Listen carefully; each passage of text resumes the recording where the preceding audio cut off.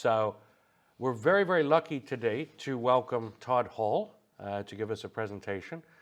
Todd did his undergraduate at American University in Washington, D.C., and then completed his PhD at the University of Chicago in, I believe, 2008. Is that right? After postdoctoral stints at both Princeton and Harvard, if I remember, ended up as an assistant professor at the University of Toronto, where I first met him while I was also an assistant professor there. And then we both left Toronto around the same time. I left in end of 2012, I think you left in 2013. And then since then, Todd has been at Oxford, where he is a professor of international relations and a tutorial fellow of St. Anne's College. He has also, for the past several years, been the director of Oxford's rather magnificent China Center. And today, and I should also mention, he's the author of a very well-known book on emotions in foreign policy and how emotions shape the behavior of states on the international stage and are mobilized by states for rhetorical and ideological purposes, even as they structure the thinking of those states. And so today he's going to present to us work based on research that he's doing in collaboration with Andrea Ghiselli, who is an assistant professor at Fudan University in Shanghai, about how to make sense of how scholars make sense, or think they make sense perhaps, of the People's Republic of China foreign policy. So please welcome Todd Hall. Very good. Thank you very much. It's great to see such a crowd out here today. And so this is the first time I'm actually presenting this, so it's still very rough around the edges and probably soft in the center, and any other metaphors you'd like to use.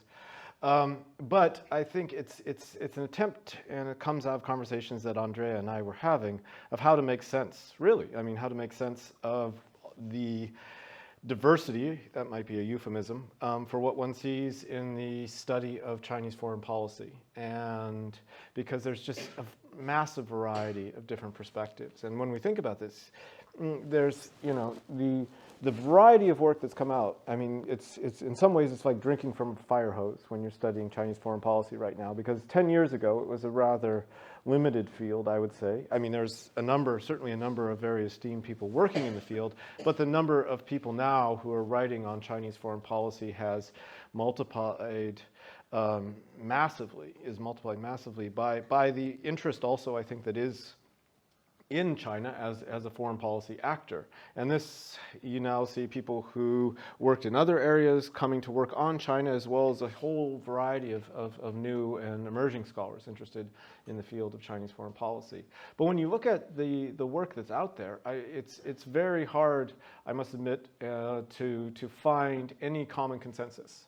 And on one end, you have those who argue that China is this actor that sort of mastered the techno-authoritarian formula and is mobilizing all varieties of state and non-state actors under its control to somehow pursue this foreign policy that's unparalleled in human history in some ways. Now, that's probably an extreme rendering of that, but in some cases, and I think on the more extreme views, and certainly those that still have had an influential effect on policy, you do see that understanding.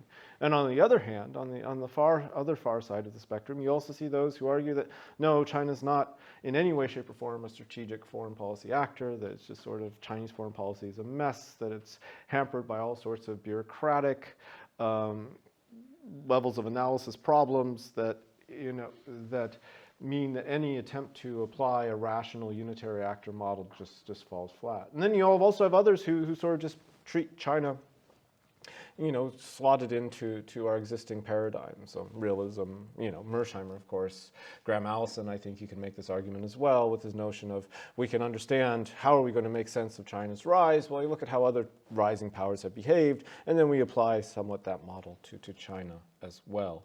And so given this diversity, Andrea and I, we were trying to make sense of, well, what does this mean, and how can, and somebody coming to this field, how would we even, introduce them to this? And what we settled upon, actually, was we think that there's actually two very important questions that sort of capture the diverse range of views on Chinese foreign policy. Now, this is not perfect, and there's certainly some who probably work on Chinese foreign policy who won't see themselves represented in these two questions, but I think they capture some of the basic departure points for scholars studying Chinese foreign policy.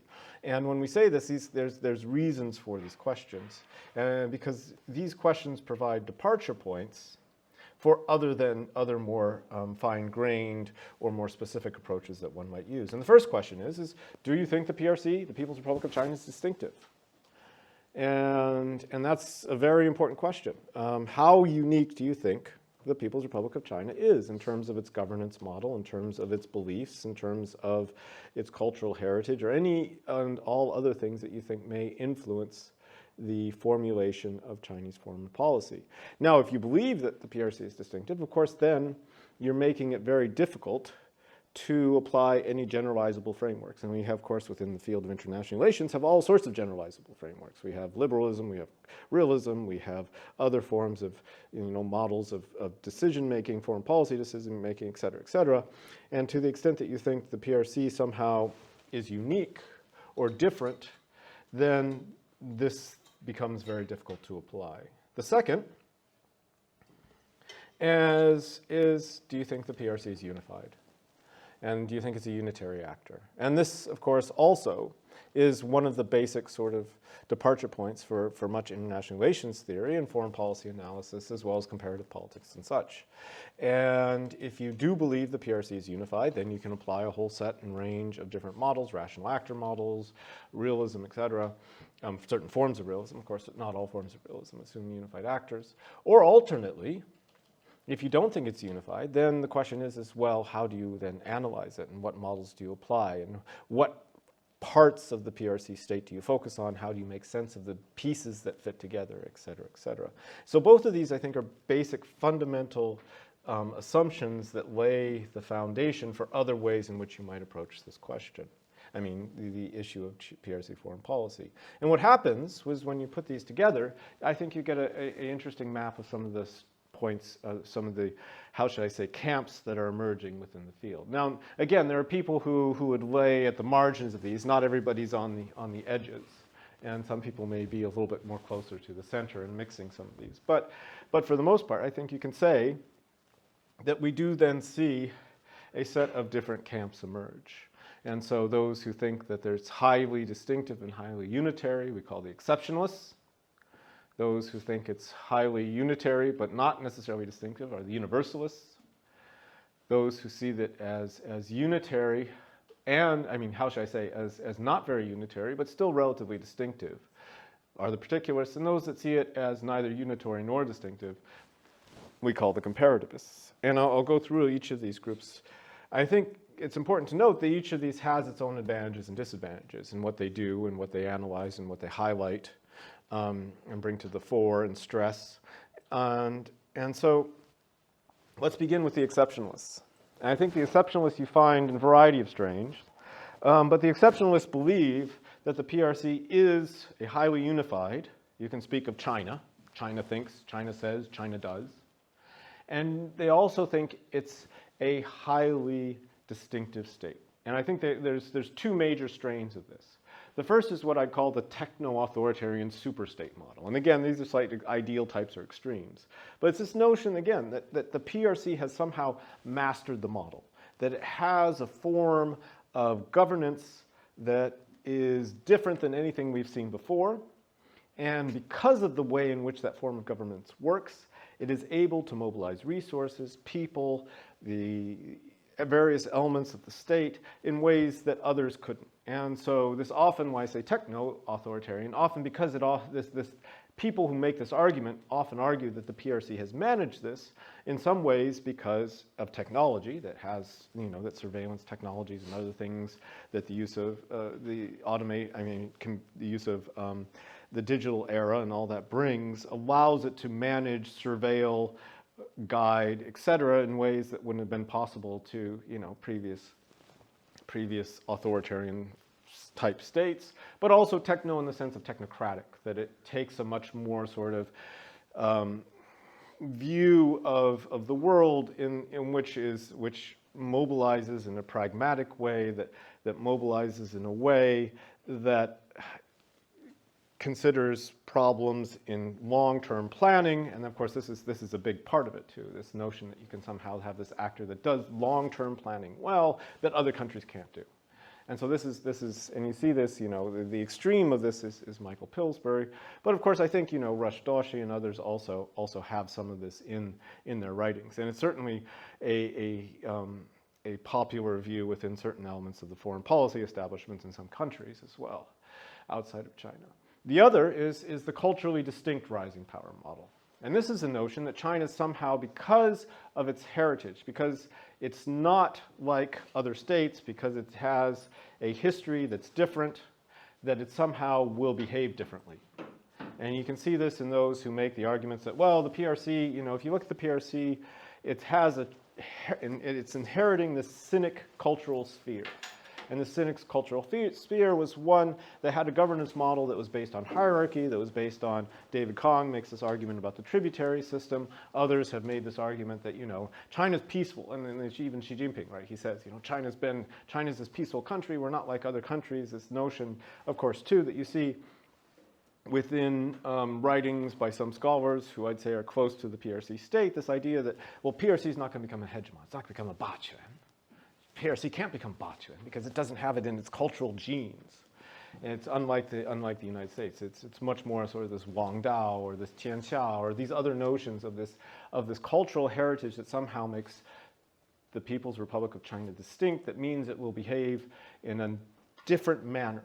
And those who make these arguments often then say things like the Chinese think or the Chinese way of thinking or these types of things that sort of are very also, how should I put it, homogenizing, if not essentializing. Now, are there any advantages? I mean, it may sound like I'm critical of this, and when I started out this project, I started out extremely critical of this. Now, what might be the advantage of exceptionalists? Well, at the same time, honestly, not every state is exactly, the same either.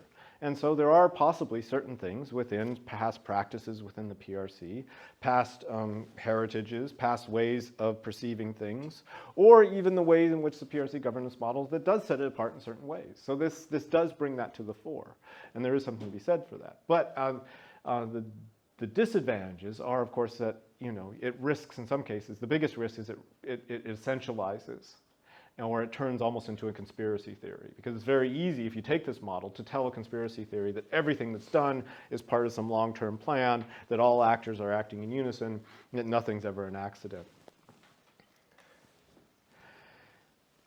The other side, if we move to the upper right-hand corner, if you remember that 2x2 that I had, is the Universalists. Now these believe that China's unitary, but they don't necessarily believe it's distinctive. And again, I mentioned Graham Allison. Graham Allison went out and he said, look, of the last 16 rising powers, 13 have ended up in war. And because this is something that's common with rising powers, then there's a greater risk of war with the People's Republic of China between the United States and China. And so, the Universalists believe that we can apply theories of rising powers, theories of great powers. Mersheimer too. Mersheimer comes out and he says, look, China is going to behave like the United States behaved. How did the United States behave? Well, when the United States was rising, it sought to do whatever every rising power seeks to do, dominate its hemisphere to provide for its security. And that resulted in various bloody conflicts with Mexico, with Spain, etc. But that's what a rising power does. And once it dominates its hemisphere, then it'll try to prevent pure competitors from emerging abroad that could somehow challenge it in its backyard. Now the PRC is rising, it's becoming more powerful. It too will seek to dominate its surroundings, become the hegemon, become the strongest power in its region. And the United States, because it'll see that as a threat, will try to stop it. Now that's not because the PRC is special. The PRC is just behaving exactly the same way the United States is. And this is a model that applies to all great powers because it's just simply, as Mersheimer calls it, the tragedy of great power politics. This is how great powers will behave. Because they seek security, they seek survival, and the only way you can do that is to establish dominance in your region, prevent the emergence of pure competitors, engage in offshore balancing, etc. And so these these models often are very much based in understandings also of patterns in history that we can somehow observe. They're also based in understandings often of structure as well, that we need to look for structural determinants of behavior. Now, beyond this are the particularists. If we go down to the lower left-hand side of that 2 by 2, those who think that China's relatively unique, or at least treat it as distinctive, but at the same time don't believe it's unified, here we see the particularists. And particularists, sometimes they're explicit in saying that China is unique. Other times they just sort of don't engage in a comparison and sort of just leave it in that unique space, in the sense that we need to look at the internal politics of the Standing Committee. We need to understand the organs of PRC foreign policy making in very specific ways. We focus on very specific ways in which, the various, how should I say, maritime surveillance agencies are organized and behaved. And they focus on the leadership characteristics. David Lampton, I think, is in some ways an advocate of this view. He may have a little bit of comparative elements, but primarily he focuses on Chinese foreign policy. He looks at the leaders.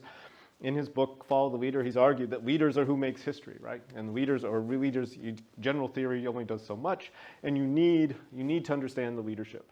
You need to understand the people involved. And you can look at, for example, under Mao, you had very different foreign policy than you had under Deng. And under Deng, you had, and then with Zhang and Hu, you had very different foreign policy, and people argue Xi Jinping thought. And of course, this is a very important element, and you look at that, and it's much more particular to the details. People engaging in this work, the particularists, I think often, it's very hard to be a particularist if you don't speak Chinese in many cases, I believe. Often they're very well versed in the documents, in the language, in the ideology, in the bits and pieces of Chinese foreign policy making, and often are very much engaged in charting how that has evolved and what the effects of those different, particularly domestic and internal structures are. Now, the last group, I'd say, are the comparativists. And the comparativists are similar to the particularists in that they believe that China is not unified, and that you need to look inside the state and make sense of it.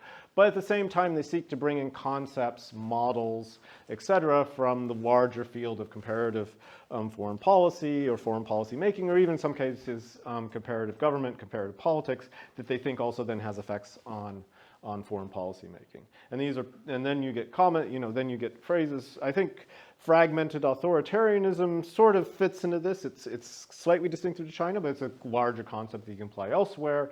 And these are things that then have effects on Chinese foreign policy, looking at the bureaucratic politics models, looking at some models.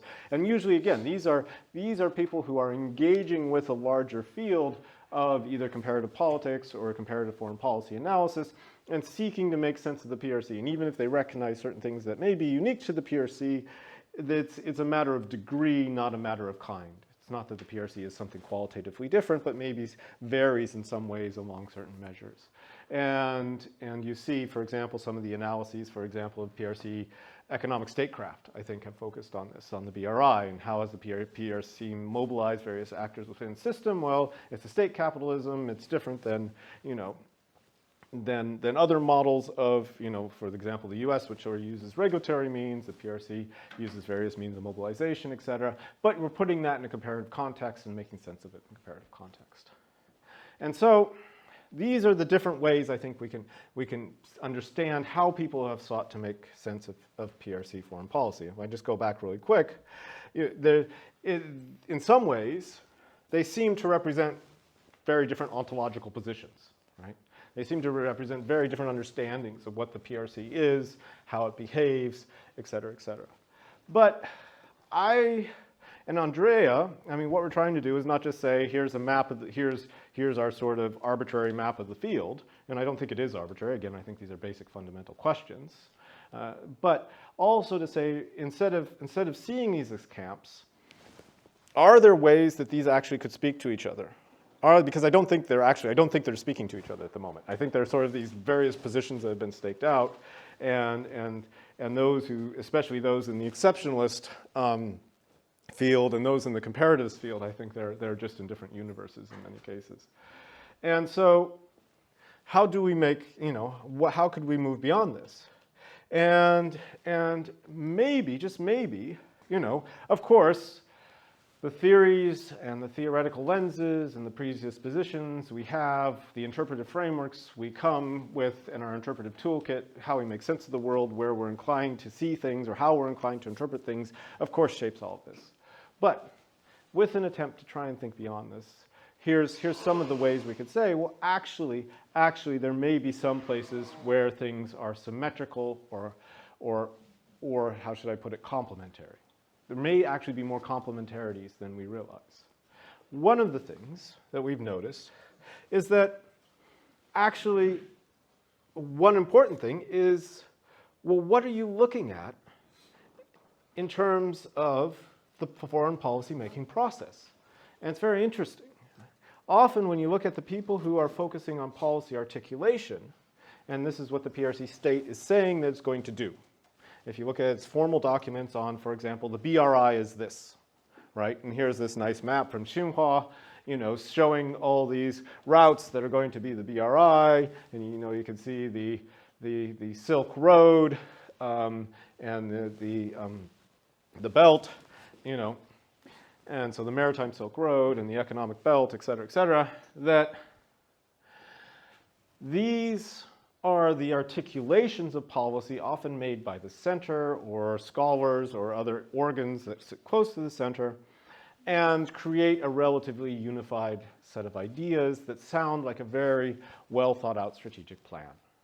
And so the center articulates these things. And if you look at it, it does seem like a very well thought out, it does seem strategic, and so often in the early phases, especially in the early phases of the BRI, early phases of other things, I think we'll see this with, these various security concepts or developmental concepts, you'll see something that treats the PRC as having a relatively unified view and is an actor with a long-term strategic plan.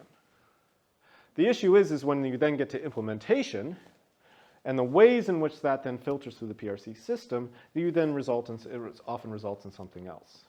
And because of the way the PRC state is put together, some things, especially, for example, economic statecraft, if you're engaging in that, then you need to mobilize all these actors, and they won't necessarily follow that plan, or they'll use the plan for their own purposes, or they'll re-articulate it, et cetera. And so when you see the implementation, that's how you get to, for example, I think Jonathan Hillman's findings that actually the Belt and Road is full of holes, because various, a statistical analysis of 173 infrastructure projects finds that Chinese investment is just as likely to go outside of the corridors as inside them, right? And so one of the reasons is that you're seeing this disconnect, I think, is what are you looking at? Are you looking at policy articulation? Are you looking at implementation? And of course, implementation can also produce unexpected outcomes.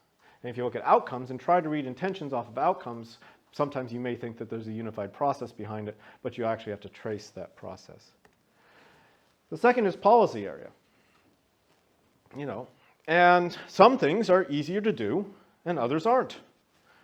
And if you're engaging in foreign policy, and so this is not mine. Actually, it's copied out of a book on Chinese foreign policy, and it's the structure of Chinese foreign policy making. Of course, you have the standing committee of the Politburo at the top. You have the Central Foreign Affairs Working Group, Work Commission that sort of organizes all this. Then you have the organs of the military, the party, the state council, which includes the foreign ministry, and of course the public security, state security, Xinhua, the commerce, et cetera.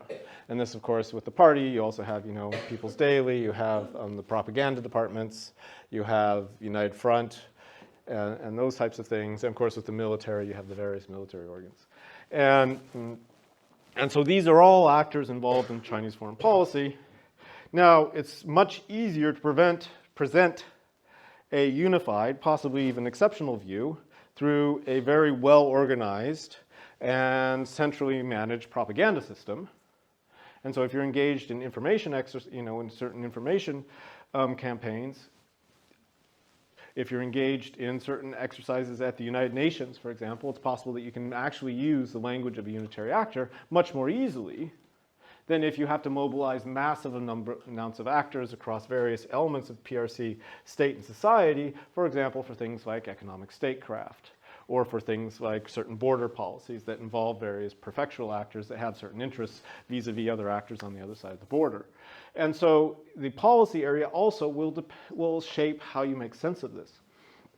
And for those who are looking, again, at sort of grand PRC strategic thought and those things that are being, and then look at, well, if you're looking at central documents and working conferences and certain grand strategic moves that are organized by certain elements of the system which are relatively unified, then you can make that unified actor argument and may even seem distinctive. If you're looking at other elements, though, you may get a very different story.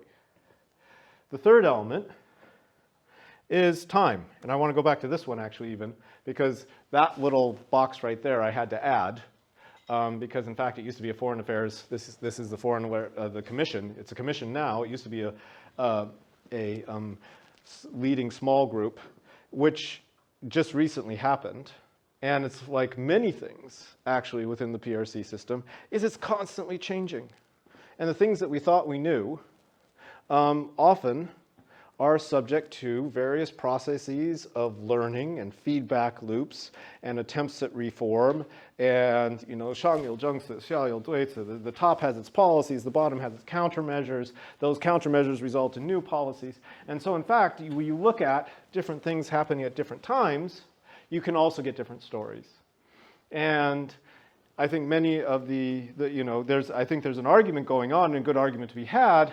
How decentralized were things under Jiang Zemin and Hu Jintao, and how centralized are things under Xi Jinping? And I don't think they're completely centralized, but I think there is an argument to be made that certain elements of the apparatus, particularly in the areas of maritime security and such, has seen centralization. It's still a process that's ongoing, but has seen centralization that we didn't have before. And so if we use evidence or look at processes from even 5 or 10 years ago, those may tell us different stories than what we know now, or what is going on now. And of course the problem is then you get to the situation where Hegel's owl of Minerva only flies at dusk, so we only get knowledge after something has happened. But the problem is that the sun is constantly setting here. And so the sun is never setting in some ways. And so we're constantly sort of chasing what we think is going on, and by the time we've established certain arguments and amassed the evidence for it, the apparatus may have learned different lessons and may be doing things differently. And in fact, they may be moving in ways that are more generalizable or more distinctive, or more unified, or in some cases also more disunified. And so the time is a very important variable, because the system has, and I think this is, and all systems have this, but I think the PRC system in particular has a way of taking in feedback and trying to feed that into reforms, but often those reforms result in unexpected consequences that create these interesting loops. So the last one, and this is probably the most obvious one, but still is, and this gets in some ways to, do you look at policy, you look at policy articulation versus outcomes is in some ways another version of this, although I still think this is different, which is that depending on your methodology too, you can paint very different pictures. If you're drawing on statistics produced by the PRC system, you can get large views of things, but often the microprocesses underneath those are not as clear. And so it becomes easier in some ways to apply more universalizing arguments if you're not, opening the jars or looking under the bonnet or whatever metaphor you want to use to figure out what's going on. So it's one thing to look at statistics, and you can find very important things using official statistics, for example, or GDP figures, all these other things. But often, when you go into the microprocesses, when you go into the ethnography or the other things, you sometimes get a very different view. But the problem, of course, with that is when you go into those micro views, you only get one little perspective on one part of the system. You don't get that wide view. And so both have their advantages and disadvantages, and it's very tricky.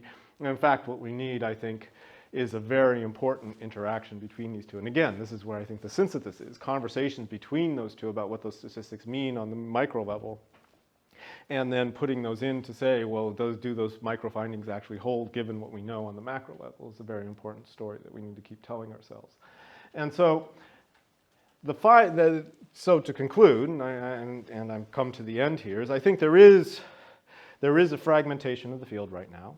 I think there's two very important ways in which I think two very important axes of fragmentation that are sort of core to that. And again, those questions are distinctiveness and unitariness.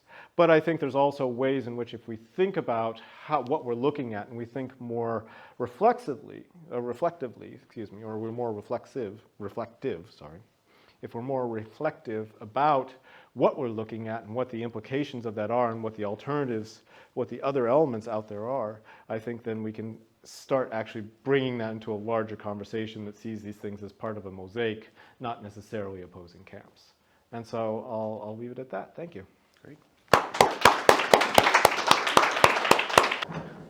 So thank you very much for a fantastic talk. I really learned a great deal from that. And I was very comforted as you talked about the schematic and where people fit to find myself pretty easily in that comparativist square, which being a comparativist is kind of where I should be. I think you're probably also more or less in that comparativist square. But then when you started thinking about synthesis and talking to other groups and whether these really are opposing camps or not, it occurred to me that I can definitely talk to the particularists. That's easy, because they're basically area studies people who don't think comparatively, but aren't necessarily opposed to those sorts of insights as long as you've got the kind of area studies perspective. The Universalists, too, can be engaged rather productively by comparativists in that what they're trying to do is sort China into one of several different categories. And depending on what kind of power they think China is, then they think they can predict how it will behave and understand sort of deductively what we should look for in Chinese foreign policy. And so the way one can engage with them, I think quite usefully, if they listen, is to correct which box they want to put China into. So wait a minute, you're making assumptions to put it in this box. I can tell you something that maybe suggests it should be in this other box, and then your model will be different.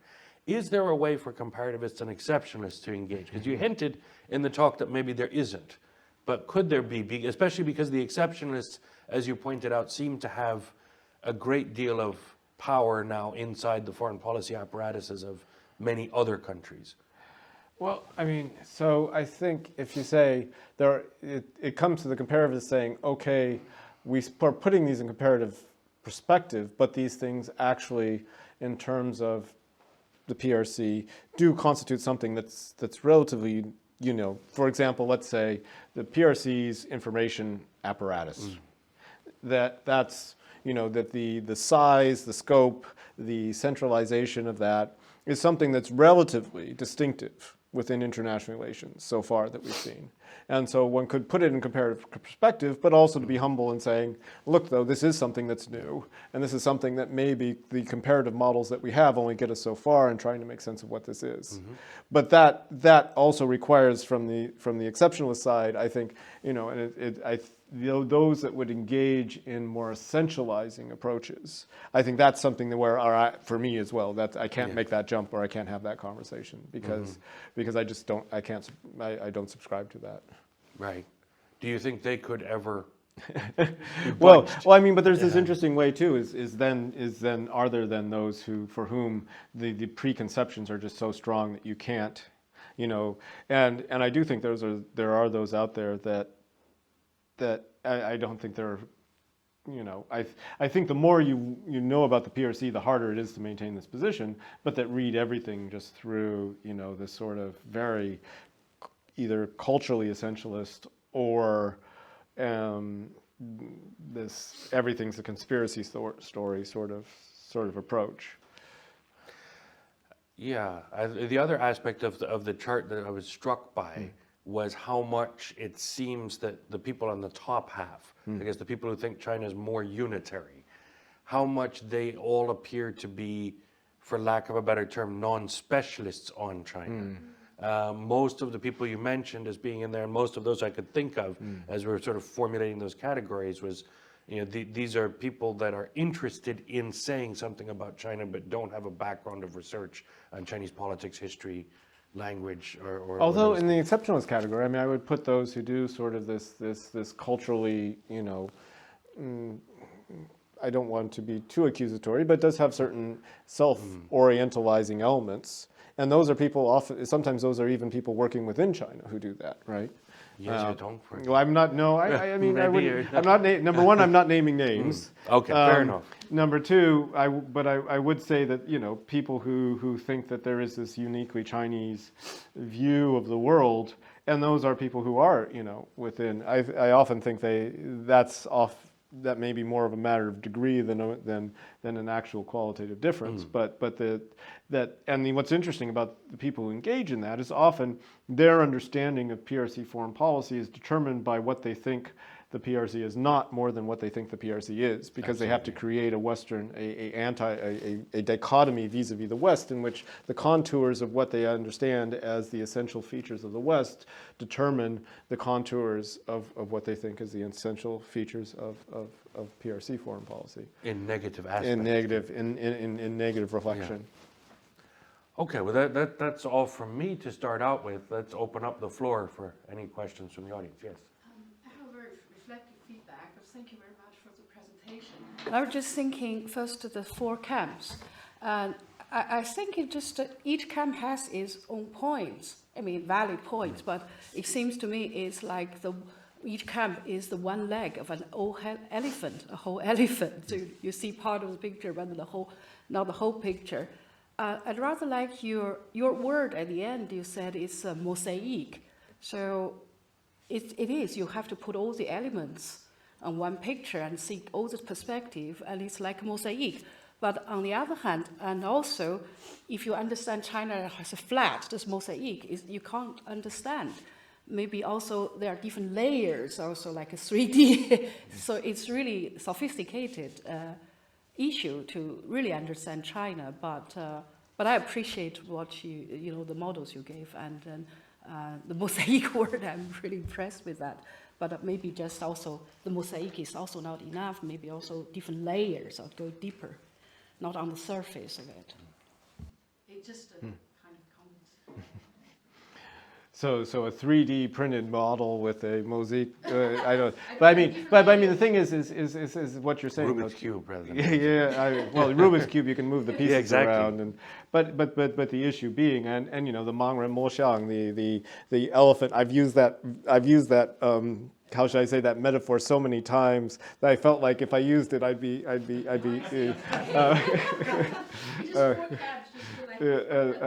And I wouldn't be the first one. Jonathan Hillman and others have also used that metaphor as well.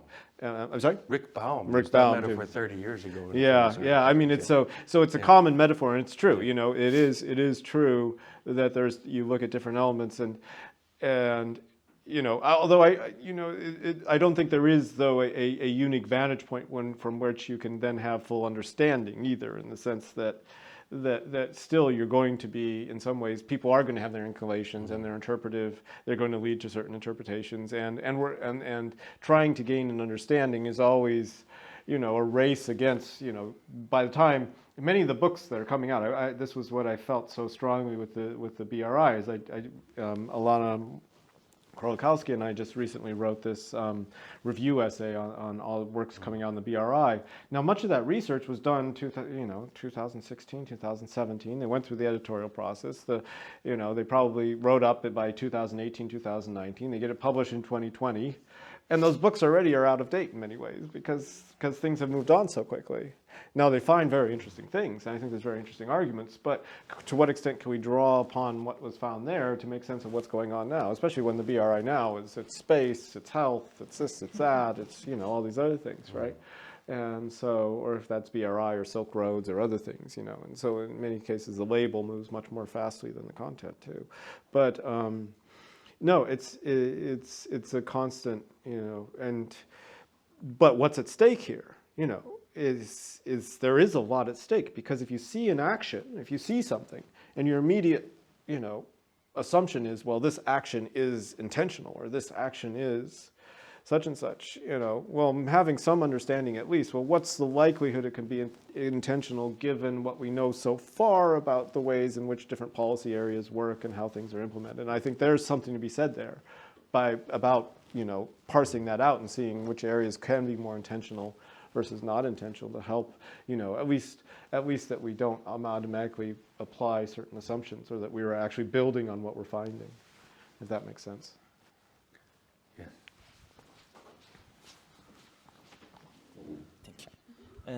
Thank you for your lecture, Professor. Well, actually, I listened to your lectures twice in China before. I have 3 questions for you today. The first one is, do you think, is there a theoretical model that would allow a better understanding of Chinese policy among these 4 paradigms? Which one is it? And what's your position also? Actually, from your works I read before, I guess you are in the comparative paradigm, but I'm not sure, so maybe you can say something about it. And the second question is about, do you think there is a need to distinguish between political propaganda, conspiracy, and academic research? Perhaps some authors don't care about the facts, so they don't want to have exchange with different paradigms, especially, as you mentioned, the exceptionalist paradigm. Maybe some Chinese scholars, they just write for propaganda, not for academic exchanges. So do you think is there a need to distinguish these different kinds of works? And the third question is your distinction to polarizing? So I want to know, do you think there are middle ground between these 4 paradigms? For example, in terms of distinctiveness. So maybe you say you say the situations on both sides. The first one is to consider China as culturally distinct rising power, and the other one is as universal great power. But for example, can some scholars consider China as only one kind of great powers? For example, I remember some scholars mentioned China is a kind of authoritarian great power. It's different from democratic great power such as the United States, and but it's similar to other authoritarian great powers such as the Soviet Union. So I want to know, what do you think if there's a middle ground in the middle of these 4 paradigms? Thank you. Okay, so the first question was, do I think that, or where would I sit, and sort of what would I, so of course I have my inclinations, and the inclination is in many of these things to see a comparativist view, but at the same time I would recognize that there are certain distinctive elements in how the PRC, for example, is able to manage information, and how it's able to organize certain elements of its foreign policy, or engage in democratic centralism, which allows, for a more centralized policy making. Well, at least the policies that are articulated are more centralized and less debated after the decision's been made. And so in some ways, I think this project may have started out as arguing for comparativism, but then actually seeing the benefits in others and a more broader view. And so the question then becomes, well, what are we talking about? And depending on what we're talking about, I may move across those, if that makes sense. Which in some ways gets to your third question too, which is, I don't think there is one perspective. I think it's more, I think one does have to ask across time and across policy domain and across, are you looking at the articulation versus the implementation? And so depending on those variables, I think you will get different answers. Now, engaging with propaganda,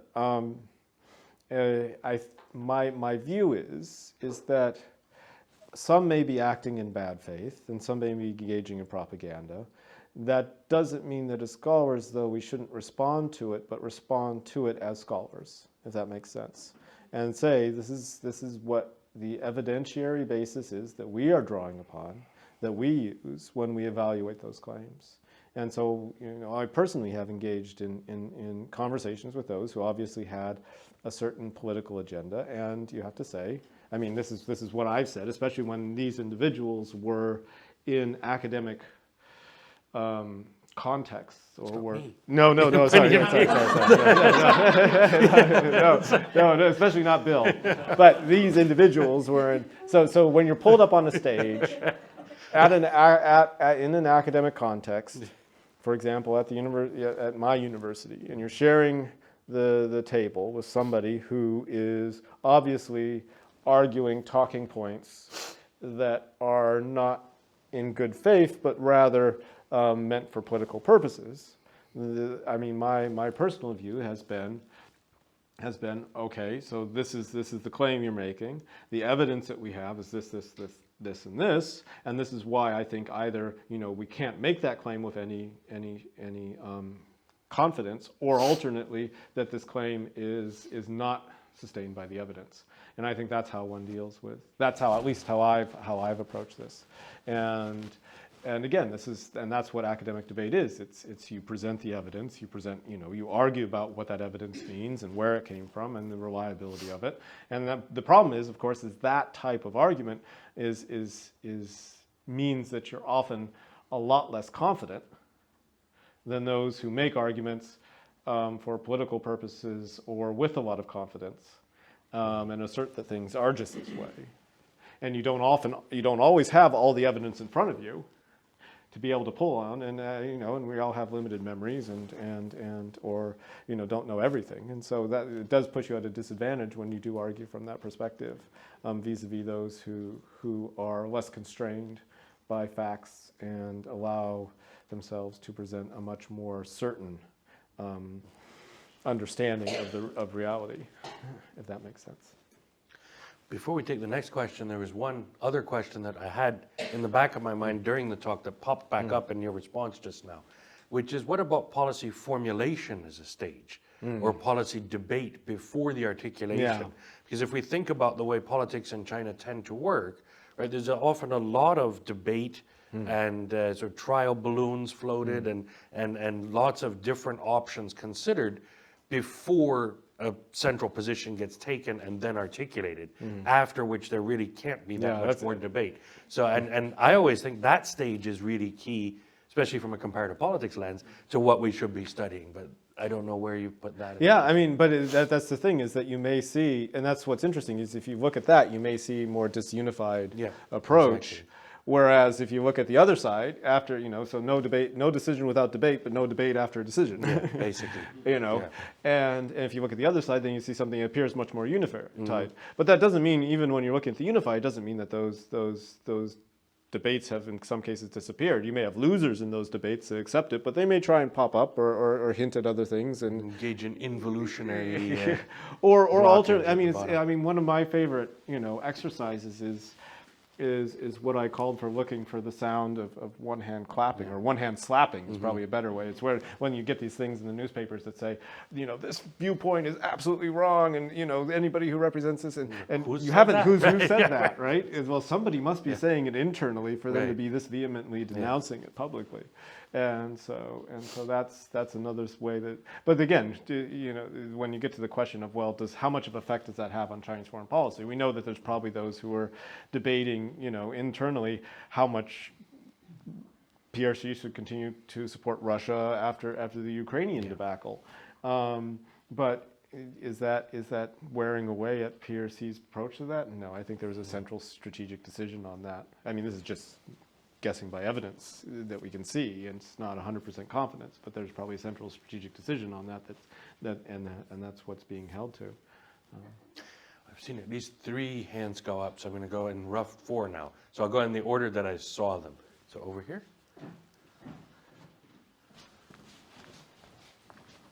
Thank you. Hi, name's Wilson. I'm from Singapore. So perhaps first a comment rather than a question, then a question.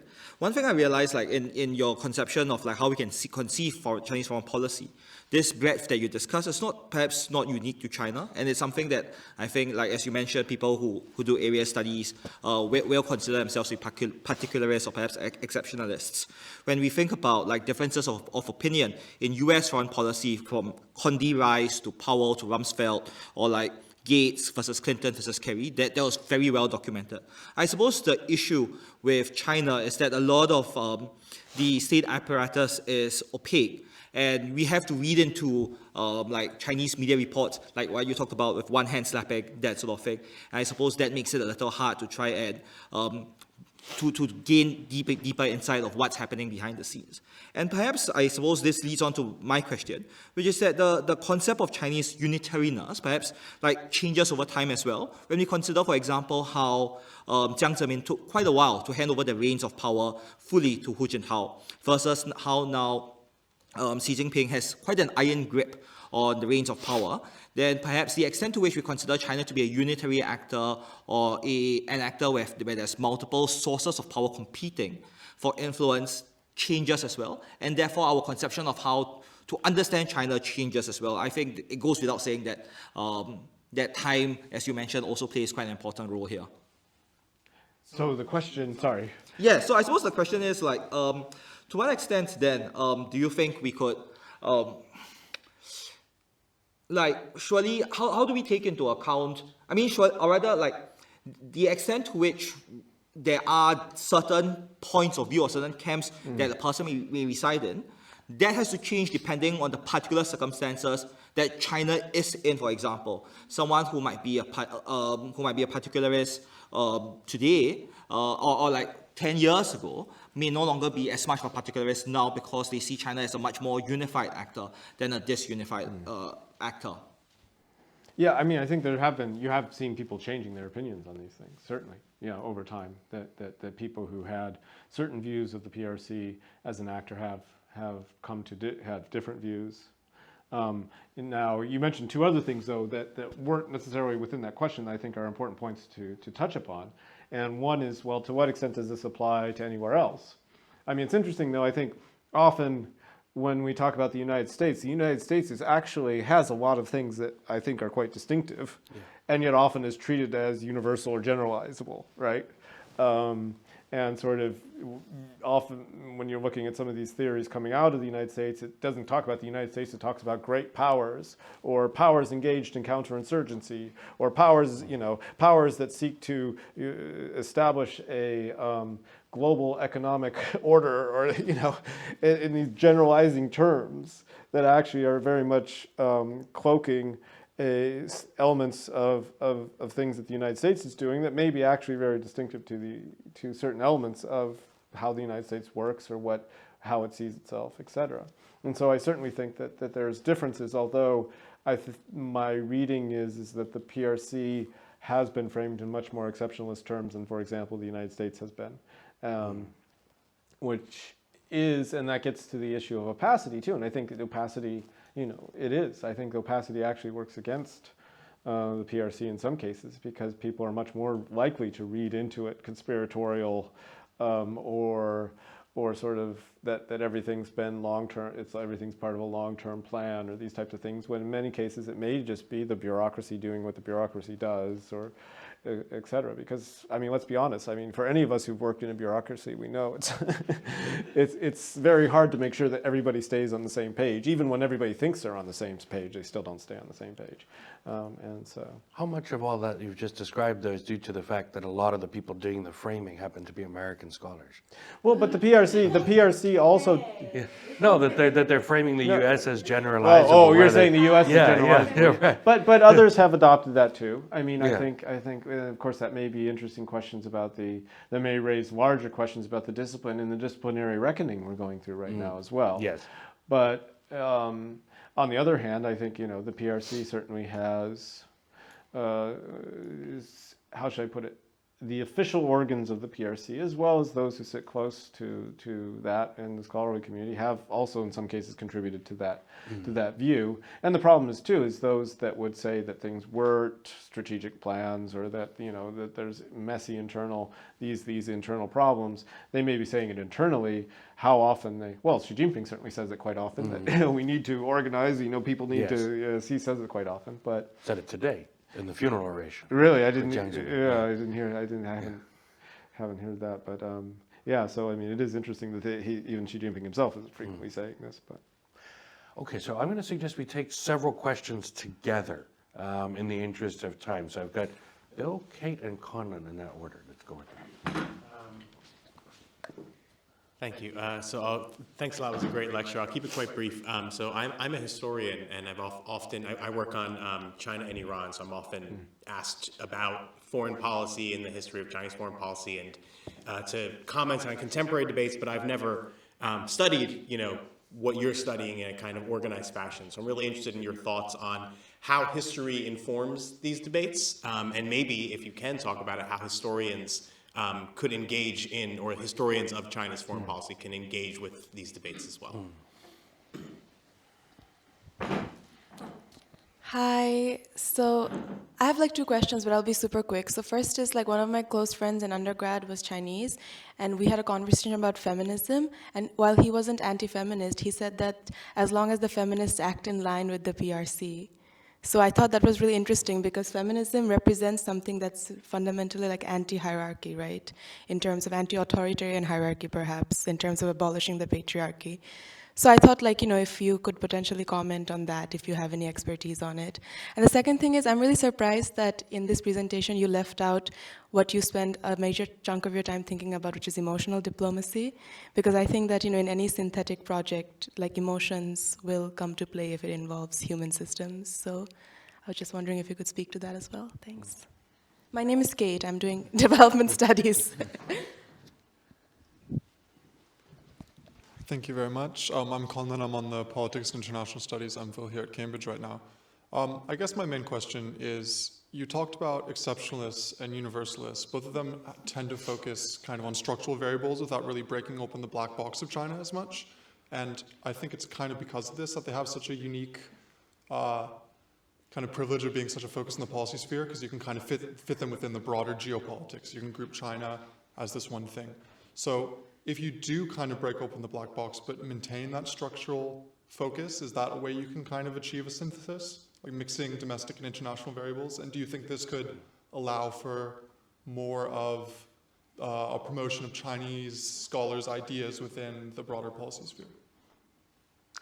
Great. So can you remember all those questions? I We've will got try. Historians, I will try. historians Yeah, and engagement, and then we've got feminist Feminism and perspectives emotion. and emotion. Well, not together. Yes. But feminism as a But feminism perspective and emotional has made diplomacy. major contributions to And the then- study of emotions yeah. as well. And so first on historians, I think, so the first question, you actually said history. You didn't say historians. You said it's how's history. And, Right. and of course, in some ways, it's what is your understanding of history, which is another song and dance I do for my China international relations lecture. Is often the understandings of history are informing some of the stories we're telling. Because if you think history is repetitive, you of course fall into that universalizing, right? You think there's patterns, but of course there's a unique way in which that's applied to China too, which is actually China has its own history, which is repetitive. That's different. So do you believe history is repetitive in general? Do you believe China's going to repeat its history? And so those notions. Then there's the progressive notion of history, which has sort of informed the more liberal understandings. And then there's a very contingent notion of history, which is often the particularists and in some cases the comparativists subscribe to. So there is so each of those views in some ways also contain, so there's the repeated history for the Universalists in some case, the unique Chinese history that informs China for the Exceptionalists there, and there's sort of the more contingent history that I think so there's those views of history. Now, how do historians contribute? One is by often, I think, pointing out that things are not as unique as we think they are. The other is by also pointing out that how things may be more different than we think they are. I'm particularly concerned, to be honest with you, with some of the relatively revisionist historical readings of the PRC that read out the vast ideological changes that have gone on within the PRC, and like to present it as having this plan from the very beginning that's been perfectly followed, which misses, how very different the PRC's. I mean, even if we talk about, okay, Xi Jinping's worldview is based on understandings of contradiction and certain historical materialism, but still it's a very different understanding of the world right now than how the PRC's leadership viewed through the lens of class struggle and all these other things. I think the world in the 50s and 60s. And so that writing out of that sometimes worries me, because it tells the story of this PRC that is not is not the PRC that I understand when I engage in those sources from the 50s and 60s, if that makes sense. As for feminism and China, this is not my area of expertise, but from what little I do understand is that there has been a crackdown on various actors who have represented feminist viewpoints, and this is often linked to efforts to somehow link them to what are seen as westernizing liberal ideals that would erode the family and challenge certain quote-unquote traditional Chinese norms, et cetera, et cetera. And so, but then again, there's two different strains of this. The other is that is just a general concern about organization and activism, I think, within the PRC too, that is not necessarily limited to feminism per se, but a variety of different causes, that when you see actors organizing outside the state for politically motivated causes. And there's one third thing that I'll add, though, too, is that while that may be the case, there is also very strong strands of, how should I say, online hyper-masculine, not necessarily representing the state, but that has a backlash against some feminist actors as well that you sometimes see. And there's a lot of, I mean, you don't have to go very far on the Chinese internet to find all sorts of debates and the back and forth. In some cases, the feminist critiques actually do challenge some of these things, and people have, apologized for things that have been raised in response to feminist critiques. But also, you do see those backlashes as well, if that makes sense. Yeah, it does. I mean, I would say that the Chinese women that I know are so much more empowered than like most Western women I know. And it's like whether they're falling in party line or not, like they're just on it, Well, I would hesitate to make such broad generalizations. Yeah. One interesting phenomenon that I think has been observed, though, is that Chinese women in the business sphere have been much more active. But that often is then contrasted with, if you look at the Standing Committee or the Politburo, it's not necessarily a lot of female representation on those bodies. Zero. Yeah, which is pretty bad. Yeah. The world's most powerful mammal. Yeah. But in terms of, but now the second question you said is emotions. Well, I think emotions have played into all of those quadrants as well, and there are those who make these arguments that there's these unique sort of forms of Chinese emotionality or such that. Although I still remember coming across this article while I was going through all these Chinese psychological journals and libraries in Tsinghua, looking for various things on emotions, and one group that did this analysis of the Chinese personality. And what they did is they looked at all sorts of different Chinese personalities using these questionnaires, and their stunning finding was that Chinese people have different personalities. Just pay me to do it.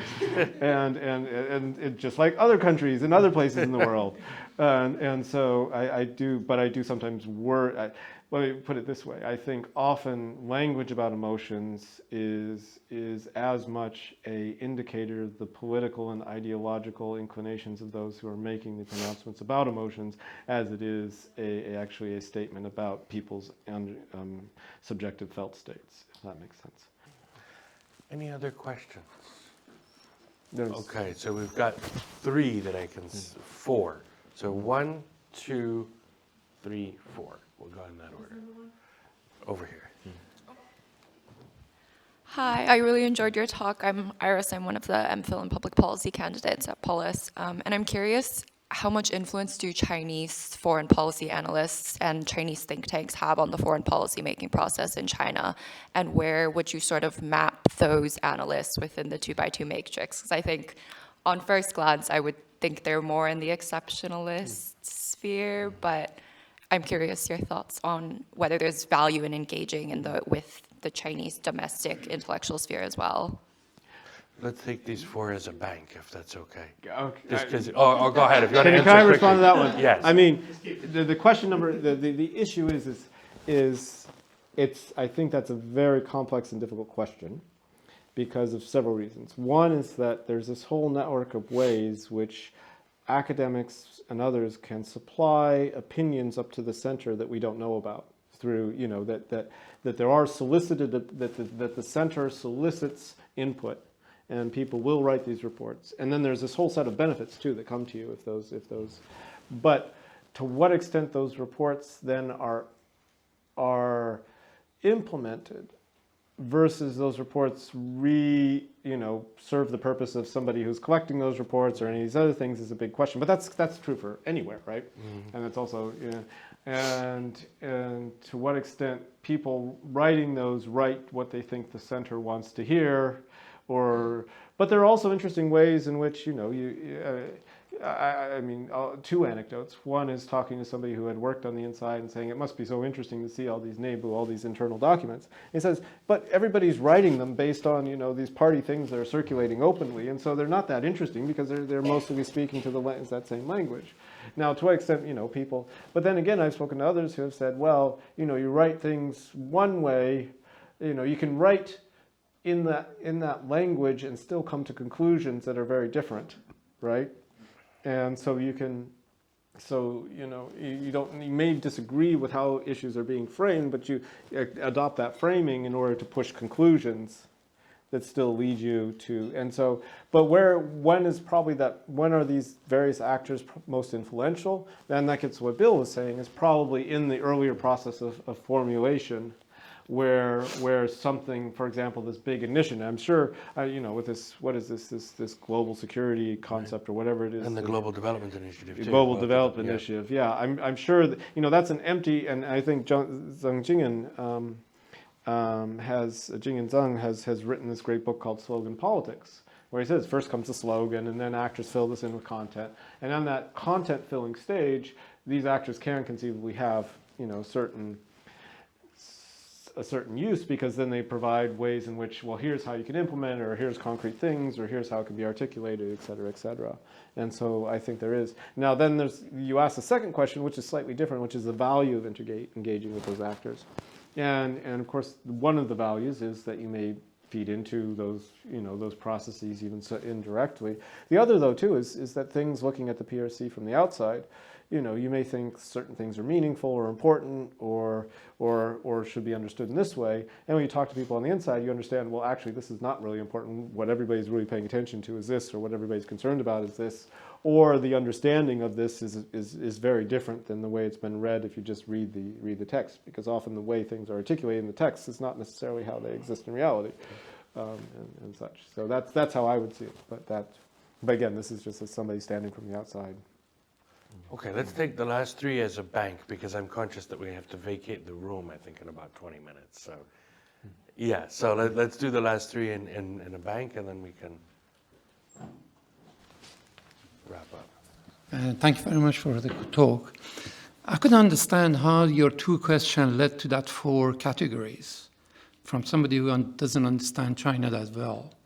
I mean, just looking at, you see, it's unique in so that the government system is 95% of the world recognize separation of power is critical, whereas China, it seems, it doesn't recognize that. Or from uniformity, you speak about languages, is it religion or language or unity of the country it creates? I couldn't understand your two questions, how it led to that 4 categories. Okay, and then Taka.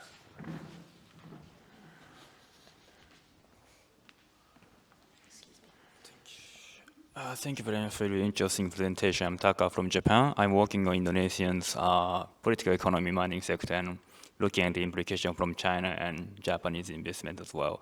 So my question is, maybe I'm not a Chinese expert, so maybe I'm looking at China from Southeast Asia.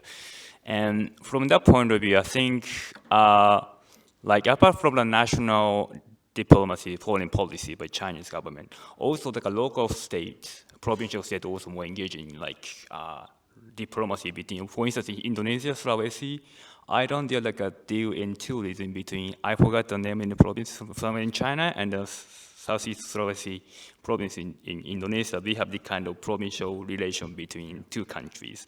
And in terms of looking at your framework of this two table, and do you think it's still coherent to understand this local dynamics, or even perhaps between the central and local dynamics in Chinese government, whereas in terms of the foreign policy toward the different countries. So that's my question. Thank you. And now in the front. Hi. Was your hand up? I didn't see it. I didn't see it before, so if you could pass it forward for him. And then I'll let you get the very last question, but quickly. Let's go. Yeah. Sorry, I didn't see your hand up. Yeah, thank you for the talk. My name's Felix. I'm coming from the Scott Polar Institute, so I'm a little bit out of my depth. But I was interested by, you make this very good point about how there's disagreement over the extent to which China is distinctive in the formation of its foreign policy. Intuitively, it would also seem to me that there would be healthy discussion about relative to what China should be considered distinctive. And so you mentioned this very interesting idea of like China being considered distinctive as like a sort of negative of a Western blueprint. But it seems to me that that would also be, it would be within a wider context of what range of normalcy China would be compared to. And in the same way that you say there's like a useful jumping between, for example, particularist and comparativist standpoints, do you think there's also use in jumping between different conceptualizations of how China is distinctive, like relative to what China would be understood as distinctive? And the very last question we can go to you. Thank you. I wanted to ask, do you think different schools of thought are useful in understanding Chinese foreign policy? So, for example, realists would say that, reunification with Taiwan is just rhetoric for like self-interest, whereas constructivists might think that reunification is like an internalized belief. So do you think these schools of thought are really helpful, or say like the neoclassical realist school you mentioned, do you think it's too broad to be genuinely useful? Yeah, thank you. Okay, great. Can you remember all of them? So the first question was, how did we get from the questions to the 2x2? I mean, I don't understand what you don't understand, to be honest with you. The issue being is that in those who I would place as exceptionalists, they often take a very unitary view of China, and also then see it as something that is in some ways not, and this gets to your distinctiveness, not represented in existing theories of either state behavior or great power behavior or our foreign policy models. And when I say R, is that a slightly then, who is the R? Well, even within China, many of the people working on foreign policy have come at it drawing upon, because international relations as sort of a discipline comes out of the 80s, and I think you're starting to get more indigenous engagement with that, but for the 80s and 90s up until the early 2000s, I think often the bases and many of the concepts were being taken from people like Jervis or others as well. They've been translated into Chinese. Yeah. And so even in that case, I think Chinese scholars are arguing against those models that were taken from that context. And so when making sense of the people I see as falling into those camps, then, in their work, they do treat the PRC as relatively distinctive and unitary. And if you look at Mersheimer's basic assumption is states are unitary rational actors, that's one. But then again, he doesn't treat China as then he comes out and says China is no less, no less exceptional than the United States was in the way it behaves. They're both great powers and they behave in this. And so that's how I see those, those questions then allocating those different actors or different scholars, if that makes sense. And so that those labels are ways in which to capture those bodies of scholarship that makes those that have those basic points of departure as their foundations, if that makes sense. Now the second question I received was Taka, I believe. Taka on local actors. Yes. Now what this is it's a breakdown of scholarship, not necessarily a breakdown of what people are, how the world works. But I think within the analysis of local actors and their role within Chinese foreign policy, that often does come within either the particularists or the comparativist camps. And the particularists often just say, you know, look, Yunnan's doing this, or Fujian's doing this, when the comparativists say we have to understand how, you know, we're living in an era of globalization that leads to local actors also taking initiative for economic or other reasons. And so you do see that, I think. I think you'll see it less of course, in the unitary ones who assume unitary actorhood are probably less likely to do it, or would just see the provincial as appendages of the state and then miss the ways in which they often come into conflict.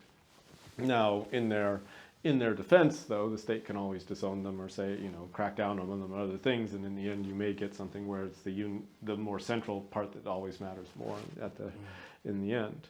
Now, the next question was, and in some ways I already spoke to it, is distinctiveness. And distinctiveness is again a question of, do you need something that's uniquely oriented towards China to explain China, or can you take things from existing toolkits? And there are also interesting questions of to the extent that we increasingly see China as a major or a great power or dog wall or whatever you want to call it, that you know these standards sort of just understandings of state foreign policy don't apply. We have to look at, you know, what is it to be a state that's making a major impact on the international system, and also dealing on a level that's approximating, if not the same level as the United States. And then for your question, remind me of your question again. Sorry.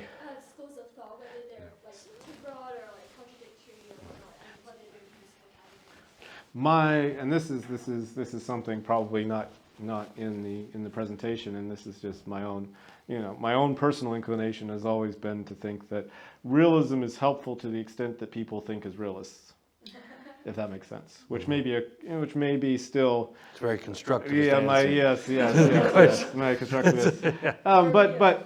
But I think, you know, but at the same time too, you know, there are certain ways in which I don't believe that, and how should I put this? I think there is a certain ways too in which certain things are emotionally intuitive or appealing that speak to given you know, and I don't think I'm not going to say that's human nature. I think it's much more, you know, in certain social cultural environments we are inclined to see certain things as more intuitive and appealing, and so it's not just simply that we believe it, it's also that we feel it. Now where do feelings come? Feelings also are the ways in which we internalize our external environment, although on a different level. And so in some ways, you know, if you grow up in an environment feeling, oh, this is the obvious, this is things, those frameworks may be more intuitive. And to the extent that we then apply them internationally, then we can also explain people's behavior by the fact that they're applying those frameworks, if that makes sense. Unfortunately, we really are out of time. If more people have some questions, perhaps they can come up and chat afterwards. But we do need to start sort of packing up the room. So thank you all very much for turning out, even though we're out of term. Thank you, Todd, for a fantastic presentation and really thorough answers to so many different and broad-ranging questions. Thank you.